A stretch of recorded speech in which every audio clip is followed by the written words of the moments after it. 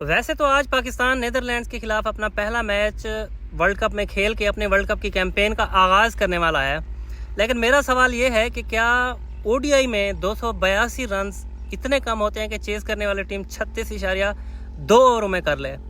क्या वाकई में इतने कम होते हैं कि उनके साथ इस तरह से ट्रीट करना चाहिए, या इस तरह से उनका जो टारगेट है वो ख़त्म हो जाएगा कि दूसरी टीम जो खेलने वाली है वो 36.2 ओवरों में ही 282 रन कर लेगी और उनके जो दो प्लेयर्स हों, एक के 150 प्लस हों और एक के 120 प्लस स्कोर्स हों, यानी कि 273 रन की पार्टनरशिप लगा के 282 रन को ऐसे कर देना जैसे 182 रन हों?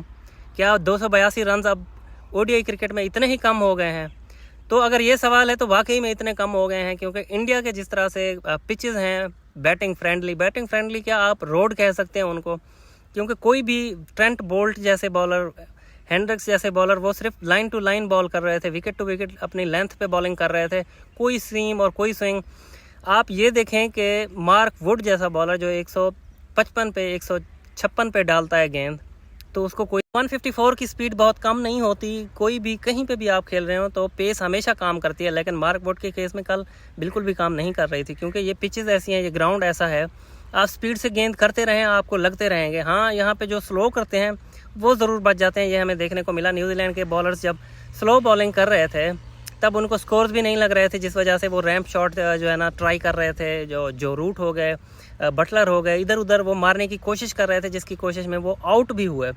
तो ऐसा नहीं है कि पाकिस्तानी बॉलिंग एक्सपोज हो गई थी या शाहीन का कोई कसूर है, हारिस रऊफ का कोई कसूर है, किसी का कोई भी कसूर नहीं है, क्योंकि ये पिचेस ही ऐसे हैं। यहाँ पे अगर आप 350 स्कोर कर लेते हैं, वार्म अप मैचेस में हमने देखा था, वो इनफ नहीं है, यहाँ पे सेफ नहीं है। हाँ, आप फाइट कर सकते हो उस स्कोर पे, अगर आप 400 बनाएंगे, 370 380, तब उसे कह सकते हैं कि ये सेफ स्कोर है। तब भी आपको बहुत ज़्यादा अच्छी बॉलिंग इंडिया में करनी पड़ेगी, तब आप जाके मैचेस जीतेंगे।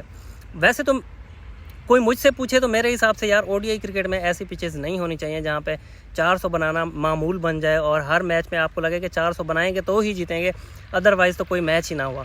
और आज जब पाकिस्तान टेक ऑन करेगा नीदरलैंड्स को, अगर पाकिस्तान पहले बैटिंग करता है तो मेरा यह मानना है पाकिस्तान को 400 सवा 400 लाजमी करने चाहिए, और दुनिया को यह बताना चाहिए कि अगर छोटी टीमें आएंगी तो 450 भी आप लगा सकते हो, और जब अच्छी टीमें आएंगी तो उनके खिलाफ आपको 400 380 370 ऐसे तो लाजमी करना पड़ेगा, अगर इस वर्ल्ड कप में बहुत ज़्यादा आगे आप जाना चाहते हैं, आप टॉप 4 में जाना चाहते हैं, आप टॉप 2 में जाना चाहते हैं, आप वर्ल्ड कप जीतना चाहते हैं। अगर आप ऐसा करने में नाकाम रहे तो आप वर्ल्ड कप में नाकाम ही हैं, क्योंकि अगर आप 350 या 300 को सेफ स्कोर मानते हैं इन पिचेस पे तो आपकी भूल है, क्योंकि 282 का टारगेट जो है वो 36.2 ओवर्स, यानी कि पूरे 14 ओवर्स अभी बचे हुए हैं, और 14 ओवर में ओडीआई में 150 स्कोर और भी लग सकता है। तो ऐसे में 370 360 का भी टारगेट होता तो वो आसानी से चेस कर जाते 47 ओवर में। तो अगर ऐसी कंडीशंस हैं तो पाकिस्तान को ये सोच के ही उतरना चाहिए। मैच आज शुरू होगा इंडियन वक्त 2 बजे, पाकिस्तानी वक्त 1:30 बजे शुरू होना है। तो देखते हैं मैच में क्या होता है, किस तरह से बाबर आजम, किस तरह से हमारे ओपनर्स जो हैं, जो हमारा इशू बना हुआ है, क्या आज फ़खर जमान को मौका दिया जाएगा या पाकिस्तानी टीम अब्दुल्ला शफीक के साथ जाती है, ये भी एक सवाल है। तो ये सारे सवालों के जवाब हमें बहुत जल्द मिल जाएंगे, और मैच के बाद, पहली इनिंग्स के बाद भी, पूरे मैच के बाद भी एक बार फिर मिलेंगे अपनी वीडियो में, और वर्ल्ड कप के हर मैच पे, हर दिन पे, हर खबर पे नज़र रखेंगे। तब तक के लिए मुझे इजाज़त दीजिए। अल्लाह हाफ़िज़।